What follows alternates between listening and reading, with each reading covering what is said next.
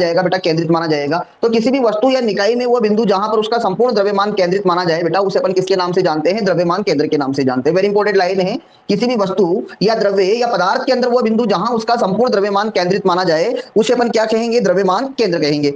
अब बेटा उसके बाद में द्रव्यमान केंद्र, अब ये जरूर नहीं, देखो एक चीज और समझना बेटा, कि जैसे मैं आपसे कहूं कि ये कोई एक वलय है, ऐसी वलय का मतलब आप लोगों ने देखा होगा रिंग, और बेटा ये एक शक्ति है जिसे अपन बोलते हैं इंग्लिश में डिस्क। आप लोगों ने देखा होगा सभी के घर में होता होगा तवा, ठीक है ना, जिसमें बीच में भी क्या होता है? द्रव्यमान होता है ऐसे। और इसमें बीच में द्रव्यमान नहीं होता है, ये रिंग है। केवल द्रव्यमान कहां पर रहेगा? इसके सरकमफ्रेंस पे रहेगा, इसकी परिधि पर रहेगा। और यहां पर द्रव्यमान इसके प्रत्येक बिंदु पर रहेगा, सब पॉइंट पर क्या रहेगा? द्रव्यमान रहेगा।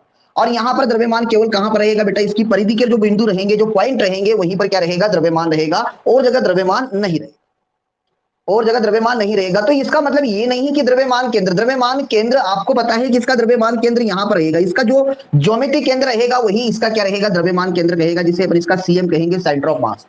और बेटा यहां पर इसका द्रव्यमान केंद्र यहां पर रहेगा, इसके मिड पॉइंट में इसका सेंटर ऑफ मास। अब क्वेश्चन ये उठता है कि द्रव्यमान केंद्र की उपस्थिति के लिए ये आवश्यक नहीं है कि वहां पर द्रव्यमान होना चाहिए। द्रव्यमान केंद्र हवा में भी हो सकता है, जैसे यहां पर तो हवा ही है ना, यहाँ द्रव्यमान थोड़ी है, फिर भी बेटा उसका द्रव्यमान केंद्र है। यहां पर आपके पास क्या है? इस प्रकार से परिधि है, सरकमफ्रेंस है, और पूरी जगह पर द्रव्यमान है। जैसे शक्ति आप लोगों ने देखा होगा डिस्क सभी ने, जिसमें क्या होता है?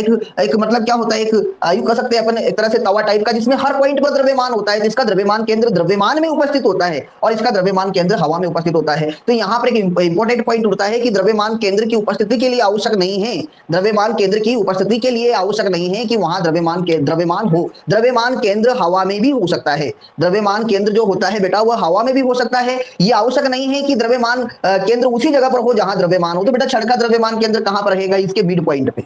इसके मिड पॉइंट पे अगर मैं इस मार्कर को ऐसे बैलेंस करना चाहूं तो बीच में उंगली लगा दूं इसके मिड पॉइंट पे, तो बैलेंस हो जाएगा। इसका मतलब ये कह सकते हैं कि इसका संपूर्ण द्रव्यमान इसके मध्य बिंदु पर, इसकी लंबाई जो है उस लंबाई के मध्य बिंदु पर केंद्रित रहता है, और वहां पर अपन बल लगा के इसको संपूर्ण को, यानी कि इस पूरी क्षण को क्या दे सकते हैं? मोशन दे